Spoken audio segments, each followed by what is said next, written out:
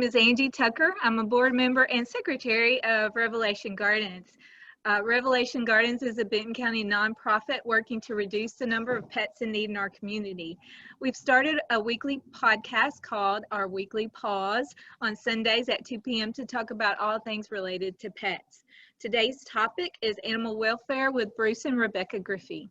Before we jump in, I'd like to remind you of our founding scripture, Revelation 21:4. He will wipe every tear from their eyes. There will be no more death or mourning or crying or pain, for the old order of things has passed away.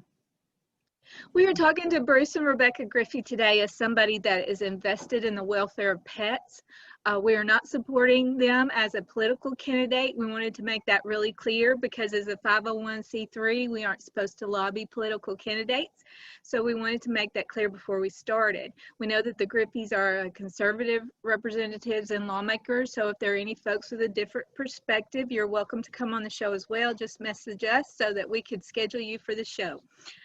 Remember, pets are like children. They transcend political parties. I think both sides of the thing, we all love pets.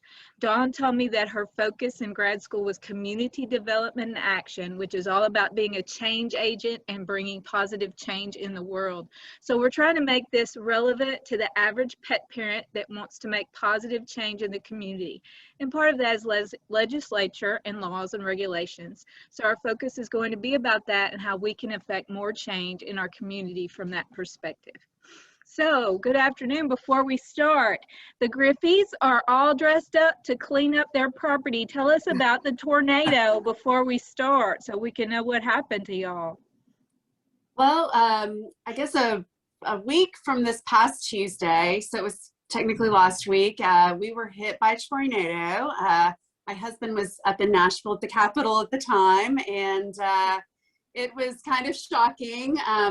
So I'm an assistant district attorney, and we had court scheduled that morning, and one of the other assistants that works with me in Henry County called me around 6:30 that morning and said, you know, I'm blocked in my house and I cannot get out to get to court today. So I was still in bed at the time, and I said, no worries. I said, you know, I'll cover court, no big deal. And I got up to go turn the coffee maker on, and we had no electricity. Oh, no. At that point, I thought, oh, wow, maybe I should go look at the outside of our property. And when I did, it looked like a war zone outside of our property. So we had one tree that literally, I mean, praise be to God, he protected us in this tornado. It could have been way, way worse. So I don't want to be a complainer. But we had one tree that was humongous. It came about 3 inches from hitting one of our vehicles. Oh, wow. And we had another tree that came about 3 inches from hitting our garage, part of our house. So anyway, everybody was safe, and we have no actual structural damage to our house or our horse barn or anything like that. But lo and behold, we have our driveway is about a mile long, and it's lined on both sides with trees. And it was almost like a domino effect. We had tree all down our driveway, and I ended up having to call a deputy with the sheriff's department to come pick me up at the end of our road so I could get to court that day. But I got on the phone with my husband, and he didn't realize anything had happened here because he's up in Nashville. And I said, you know, you need to come home now. Yeah, it's scary. What's on there today? I'm like, you need to get your car immediately and drive home. Yeah. So anyway, we've been working on cleaning up our property since, and I think I'm praying that today is actually going to be our last day. We're towards the very end of it. So, well, that's so ironic that we're doing the podcast with you, because I think that's how Dawn met you. Is she had a tornado and y'all came and helped, and she said that was wonderful of you, and she really appreciated that. Well, it takes a community, so in many, many regards and on many, many issues. So we were happy to help, and animals are near and dear to our hearts. So anybody else that, you know, devotes their time to animals and their welfare, we're happy to help them in any possible way. So. Well, I know you and I know Bruce. Who's that with you? This is Barlow. Hey, Barlow. Barlow is beautiful. He wasn't there for a minute. Hey, Barlow, big dog. Tell me what breed that is. He's a Great Dane, and then we have another Great Dane who was just here a minute ago, Duke. Yes, these are two of our children. Yes, yes. He's beautiful. So, oh, I want to pet him. Normally, Bruce gets, calls to do, quite a few news interviews. And normally he's like, can you please get the dogs, take them away and stuff. So it's nice that they can actually participate in this one. Yes, they can. Yes, they can. So that's sort of my first question.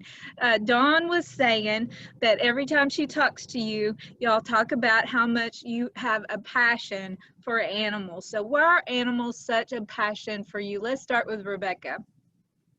I would say it's probably stemmed from my mother. My mother has been an animal rescue person ever since I can remember from childhood, and I was just raised in that environment, and so animals, I guess it was ingrained in me with from how I was raised. There wasn't a dog on the side of the road that my mother would not stop and pick up, or a cat or otherwise. So I've just been around animals my entire life, and I'm very passionate about their welfare. So we take in any rescue that anybody asks us to, and that goes for horses too.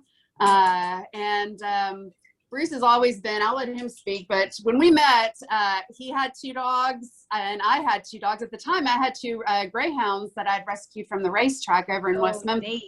Yeah. So it was kind of like, if it wasn't for, he obviously had to love dogs. We would have not gotten married. That's right. I am the same way. I met my husband at the dog park walking my dog, and my whole thing was, how did he react when he first met my dog? So that was very important. Yeah. And animals are a good read of character. So if someone does not like dogs or cats or animals generally, or they react negatively to you, I think it's a bad sign. Personally. Yeah. I don't see how anybody could not love animals. So when I ever since about 10 years old, we've had cows, and our neighbors have had pigs and chickens, and I've always had dogs and so forth. So I've always been around animals. We had a Shetland pony and a couple other horses. Shetlands are the meanest creatures in the world, but I've always loved dogs and horses. So.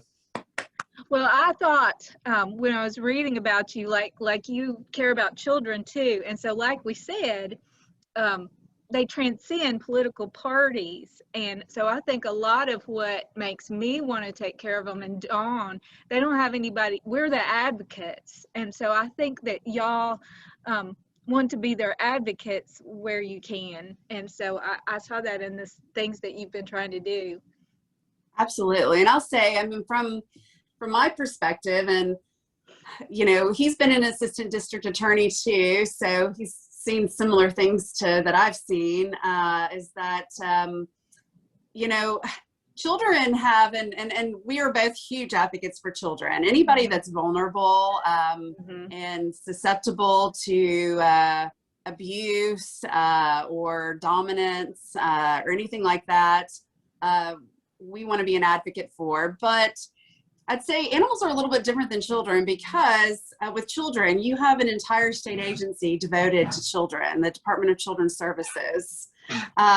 Children go to school, or they should be going to school, so they're introduced into environments where others have an opportunity to see them physically, emotionally, and otherwise, see whether they have bruising on them, whether they're withdrawn, whether they have issues. And so children, they have people that can look out for them, but animals, sadly, are not in the same position as children, where somebody could be having cages of animals in the back of their property, and no one ever know about it, ever, because there's no requirement that they get taken out of the cage and brought out into the public light for people to see what's going on with them. So I think animals are in a more unique position where they don't have an entire state agency behind them, you know, and they don't, they could possibly be in such circumstances where they're never seen by another person, ever.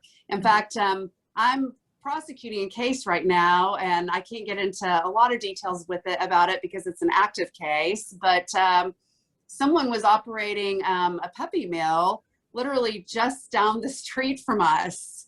And I passed by that place. I would pass by it 3, sometimes 4 times a day. Right. And I had absolutely no idea that a puppy mill was being operated inside of it. No idea. And so that's kind of a perfect example, is that somebody just happened to actually go by one of the puppies and saw the horrifying nature of what was happening inside the residence and report it. But absent that unique circumstance, you know, they could still be operating a horrific puppy mill with, you know, 50 animals in a horrific state, and nobody have any idea about it. It's very disturbing. Yes. So it's very important for us animal lovers to keep our eye out, I think. Yes. Absolutely. I always tell everybody in our community, if you see something, say something, you know, and don't be afraid to make a call to the sheriff's department or the police department. You know, err on the side of caution. You know, you may think, well, I'm not sure what's really going on there, but, you know, call and make sure and have somebody check it out at least. If we had more people in the community willing to do that, then I think our animals would be in a much better position. Yeah. Yes. So I would like each of you to tell me maybe a little history of your careers surrounding pet and animal welfare. Maybe tell us what you've been trying to do for pets through your careers. So Bruce, you want to start there? Well, I don't know that I've had any special training regarding pets, but you know, as I said, we've had cows and horses and chickens, and we had neighbor had pigs growing up on a farm. We've always had dogs and companion animals. And, you know, to me, it's when I've been both a prosecutor and a defense attorney throughout my legal career.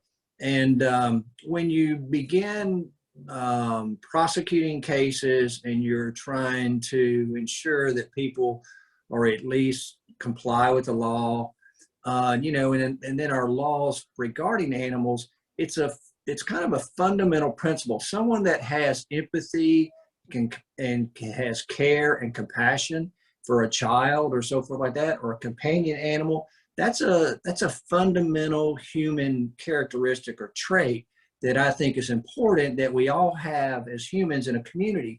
And when you run across people that don't have that sort of fundamental empathy gene or that empathy trait to be able to, you know, have compassion regarding a helpless animal or a helpless child. And you see, once you start prosecuting cases, you see people that simply look as animals as a financial, what? Chattel. That's what I get told all the time. Yeah. As simply a method to generate money, and they have no compassion or care regarding the welfare of the animal. It's simply it all becomes themselves, their ability to make money, and no empathy or compassion for the animal. And to me, that is a big, huge warning sign, you know, red light. If they treat animals this way, you can probably pretty much bet your bottom dollar they have no problems treating children or other people who are vulnerable in the same manner. And that's where I sort of got activated, I guess, if you want to say, regarding how being able to distinguish people that care about animals. If they care about animals, they're probably going to care about humans. If they don't care about animals, they're probably not going to care about humans either. So that's where I kind of got to go. Yeah. I see. So what about you, Rebecca? What do you think, what in your career, how have you participated in pet and animal welfare? Well, well, the first,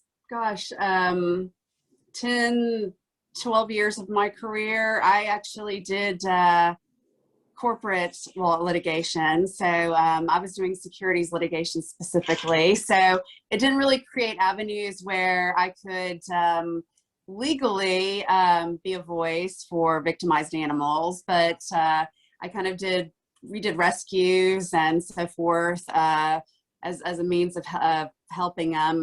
But when I joined the district attorney's office here in this judicial district, that was 7 years ago, I made very clear to General Matt Stowe that animals were my number one passion. If I could do anything, nothing but prosecute animal cases, that would be my dream job. Wow. And in fact, I would love to see the state of Tennessee one day, because there are quite a bit of animal cases. And I think it takes the knack of somebody that's particularly passionate about them to prosecute them. I'd love to see each grand division of the state of Tennessee have a designated animal welfare prosecutor. Somebody that, that is their entire world and their number one passion in life, and they take care of some of the most egregious cases across their portion of their part of the state. Yeah. But luckily, General Matthew Stowe shares my passion for animals, and he was very happy to have a prosecutor join his office that had that passion, and he has allowed me to handle as many animal cases that I have the ability to take on across the entire 24th Judicial District. So that covers Henry County, Benton County, Carroll County, Decatur County, and Hardin counties. And for a while, that worked out very nicely. I've been a specialty prosecutor in the district up until about a year ago. So I basically was practicing in every county across the judicial district. Roughly, I guess, last March, I don't know whether to call it a promotion. I didn't really know what I was taking on, but I was put in the position of being chief of the Henry County DA's office. So in that position, I'm so I guess, overloaded with such a huge volume of cases in Henry County that I can't travel other aspects of the district. Occasionally, people will contact me in other counties and say, hey, are you interested in coming to deal with this case? And unfortunately, I just can't anymore. I am very focused on animal cases in Henry County, and we have a number that we're presently prosecuting right now. So I try to take on as many animal cases as I can get, but it's been a little bit difficult over the last year. The one particular case, because I'll touch on something my husband said, is that typically people who abuse animals, almost always there's other abuse in the same household, whether that's child abuse, whether that's spousal abuse, domestic violence. There is almost always abuse in the household. And another case I'm prosecuting at this point right now, and I can't get into a lot of details about it because it is an active case that's currently being prosecuted, but I'm sure you've perhaps heard of it. The Animal Rescue Corps that was involved in the animal rescue aspect of the case dubbed the case, it's called the Caged in Hell case. But in that particular case, it started off that the sheriff's department had gotten a call concerned about chickens and roosters on the property outside. And they thought they were going out there strictly to deal with a chicken and rooster issue, but lo and behold, they ended up finding a young child caged in a dog cage, and they well, there was a lot of other stuff uncovered in that operation, but active puppy mill. There are a lot of issues involved in that case, but I told everybody when that happened, I said, this just further underscores what I always tell everybody, is that where you find animal abuse, there's going to be some other type of abuse in that environment. So that's again why it's so important for when people see issues, like a neighbor just happened to see. Yeah, when a neighbor just happened to see some issues with chickens in the front yard, and and as a result of the call being made, a child was rescued as well. Anyway, I have a very deep passion for all of it. So let's talk about me as an average pet parent, for example. So what can I do? What do you think our viewers and people like me that aren't involved in the legislature and all that stuff, what's my job besides just seeing people? What can I do to help make change in our counties and our communities? I would say just be alert primarily is one of the best things, just pay attention. And if people have animals or people are, advertising puppies for sale, even if you're not in the market for a puppy, maybe just go check out and the puppies and see what kind of environment this person is doing. If someone's engaging in puppy mill activity, it'll probably be a big flashing yellow sign for anybody that shows up. And then, don't say anything, just go leave and call law enforcement and let them check it out. And that's the best thing we could probably do. And hopefully we get some legislation going that kind of ups the penalties so people don't simply ignore how important puppy mills are. That legislation. See, I don't know where the legislation, how I see where it's coming up before how do I see that? Well, I try to, with Rebecca's help, we try to put out anytime we've got some legislation coming up that's going to be heard in one of the House committees or the Senate. We try to put that out on Facebook, and we'll continue to try to do that. We've got, there's a good core group of legislators in both the House and the Senate that are big animal activists, and I think they recognize the importance of, if someone's abusing animals, they're most likely to be abusing humans or other vulnerable persons in the family. So there's a core group of us that are doing that. I don't know that we've got as much support as we need just yet, but I think we're about this close, and hopefully this next January we can push it over the top and we can get some really significant things done. So do I write to people? Because I'm an educator, so I know about some of the education legislation a lot more because I hear about it at work. And sometimes we are asked to write to our representative or our senator.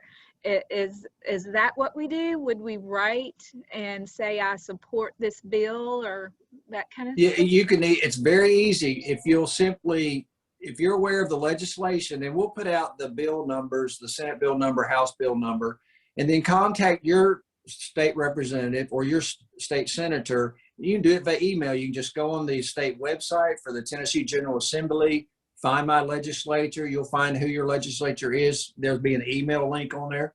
Click on that email link. It'll pop up and say, I'm interested in supporting this bill to try to, create better laws regarding animal abuse, and let them know. And then we'll try to put out which committee those bills are coming up to be heard in. And then you can also contact each of the committee members that's going to be hearing that particular bill to let them know, and have all your supporters and everybody that's involved with animal rights, let them contact the committee members and let them know how important it is for this legislation, so that we hopefully we get something passed. So that's probably, I guess, my best suggestions. I don't know if Rebecca's got any other thoughts on that. Well, I would encourage anybody to, if there's animal legislation, if they will like or follow either Bruce's personal Facebook page or his Facebook page as state representative. He is, anything animal related, he puts out there as to legislation that's going on. Sometimes he'll have petitions to sign, where you can just follow a link and sign a petition, and those petitions get presented when bills are coming up for hearing before a committee at the state legislature. And if they can see like 1,000 people have signed on agreeing with this particular bill or legislation that will, improve the welfare of animals in the state of Tennessee, that goes a long way. In addition to sending emails. Let me make one other suggestion too, is if you have a group that are supporting your cause, our cause, contact Governor Lee's office via email. Contact Lieutenant Governor Randy McNally's office and tell them that you're supporting this legislation or that legislation. And contact Speaker Sexton, Cameron Sexton's office, and tell them, you know, you guys are passionate about this bill and you think it makes smart decision for Tennessee. So do that. So they will know that there's a lot of support out there in the public regarding a number of these bills. Because sometimes I think that there's so much stuff going on that the support kind of gets lost with so many things going on and activities. So I think that's important. Well, and another thing too is showing up at the Capitol, because they'll take testimony of individuals, both in favor of as well as those who are opposed to bills. And I think like a perfect example of that is that one of Governor Lee's bills this past session was to do away with community corrections in the state of Tennessee, which has been an integral part of our criminal justice system. And there were so many people that not only sent emails, but just flooded the Capitol, people showing up to speak out against doing away with it, that they ended up changing, revising the bill so that community corrections stayed in effect. So I think with physical presence, I don't want to, you know, I'm not speaking on behalf of my husband or other legislators up there, but it seems like when they're sitting there voting on a bill, it's a lot harder for them to vote against something if they're looking out and there's an audience with a bunch of people in it, you know, wearing T-shirts or something showing that they're in support of a cause. Yeah. Teachers go up there a lot for certain things. So yeah. Yes. And it's very effective. It's very effective. We actually, what a piece of legislation Bruce passed, and I actually helped write it because quite frankly, I didn't want him running for the legislature. In fact, I begged him not to run after he filed his petition. The day of the deadline to withdraw your petition, I took him up to the Election Commission and said, please do not do this. Please withdraw your petition. Well, he thought God had a higher calling for him. So at that point, I said, you know, I said, well, that's fine. I said, but I'm gonna, if I help you with this endeavor, I said, you have to promise me one thing. And he said, what's that? And I said, well, each year you are going to carry one animal bill, one bill to improve the welfare of animals in the state of Tennessee. Otherwise, you're going to sleep on the sofa. So anyway, so when he's done that, and at the legislature, look, it's kind of the squeaky wheel gets the grease a lot of times. So the more support, the live people we have showing up regarding bills, it has a definite impact. And let me point this out. Every time I've brought up an animal bill, there's this one lady that shows up, and honestly, I think she provides puppy services to pet stores in Ohio and whatever. I don't have any specifics regarding her operation, but she always shows up and she always opposes any kind of responsible legislation, in my opinion, regarding animal abuse. So she's always there, and she always creates sort of a stink, if you want to use that term. So we need people on our side to counter her, you know, trying to create drama when, in fact, I don't think there's drama. There's just one person, and there's so many people that support animals. And some of the things that I saw that you had in your bill that I thought, you know, people, why wouldn't anybody support this? I don't know, you know. Exactly. Yeah. You know, another organization that lobbies heavily against animal welfare bills, and most people would be shocked about this, is the AKC. The AKC lobbies heavily against animal bills. You know, they were against his bill to legalize puppy mills in Tennessee. I mean, it's going to cut into their income stream because people, their puppy mills, their members are breeding, you know, dogs that get registered with them, and generates registration fees for AKC. And they don't want to see their income stream cut in. So there are actually, you'd be shocked at some of the lobbying groups that have major money and major power who go there to the Capitol and lobby against animal bills. And it's actually organizations you would think would be actually supporting animal welfare bills. So the more grassroots we can get of individuals involved in local rescues, or just individuals who are passionate about animals and want to see the lives of animals better protected in the state of Tennessee, show up at the Capitol. The very first bill we put out, it was called the PAWS Act, and it was Tennessee was the Protection of Animal Welfare and Safety. That's what it stood for. So that was the acronym, the Tennessee PAWS Act. And I helped him write it. We both sat down, and it was all based on things that we have both seen through our roles with the district attorney's office and prosecuting animal abuse cases, and changes we thought needed to be made for the betterment of the system and generally, and animals, as well as animal rescue organizations. So we sat down and wrote that, and we there was actually, it got killed in committee, so it didn't make it out of committee, but I got in touch with animals and rescue organizations across the state of Tennessee, and quite a number of them showed up at the Capitol when this bill was coming through, and several people testified in support of the bill. And unfortunately, it didn't pass. I think one of the reasons it did not pass was because essentially it really sought to overhaul all of the entire code as it relates to animals in the state of Tennessee. And I think, unfortunately, they're not used to seeing massive change. So they deal with baby steps of change. So the unfortunate thing that I don't think most people realize is that a legislator can only carry 15 bills a year. Wow. So, we tried his first year out to try to, instead of, it would take 30 bills to accomplish all of the changes that we need in the code in Tennessee for animals. So we thought, well, let's just do an overhaul. They did something similar up in the state of Massachusetts, and it was actually called the PAWS Act as well. But I think it was just too big and too much change for everybody to digest.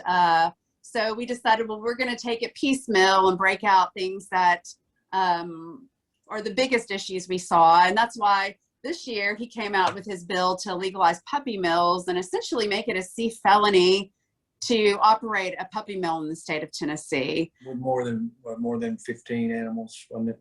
More than 10 or 15? Yes. Yeah, but it's, and that's one of the biggest problems I see is that for purposes of animals, under current Tennessee law, the most that you can get is an E felony, and that's the lowest level felony that exists in our criminal justice system. Almost never any prison time with an E felony. Rarely ever any time. And so, and a lot of E felonies are generally pled down by prosecutors to A misdemeanors, because the next step down would be an A misdemeanor. And so you could have somebody that, I don't want to be too graphic, but who takes a bat and beats a dog to death, and the most they could get would be an E felony, which if they don't have a prior felony conviction history, it's 1 year. And then basically that's just suspended to probation. It's just, there's no mandatory fine. Also, I like that you had the fines go into rescues. That sounded good. Yes.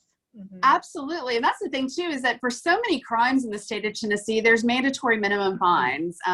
Drugs, mandatory minimum fines. DUIs, mandatory minimum fines. But I could go through a laundry list of crimes where there's mandatory minimum fines. But right now in the state of Tennessee, there's no mandatory minimum fine for any kind of animal abuse or neglect. And so if you have a situation where someone has a puppy mill or an animal mill, that they're in it for solely financial interest, and we've had a number of those cases in our district. And they make a lot of money. You'd be surprised how much money they generate. Several $100,000 a year. Exactly. So why shouldn't they fund the efforts to try to shut down puppy mills and bad actors? So I think it's completely appropriate to find the big major violators that are doing it as a business and are abusing animals in the process. Let us pose major fines against them. Let them fund our efforts to support law enforcement and animal rescue groups to try to shut down the bad actors out there. Yeah. Exactly. Yeah. All right.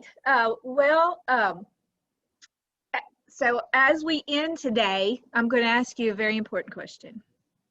Are you a cat person or a dog person? We're both. We have cats and dogs, so it's hard to differentiate. And no, I used to always just jump out and say I'm a dog person. I'm a dog person, but we've got this one cat, Pepper Cat.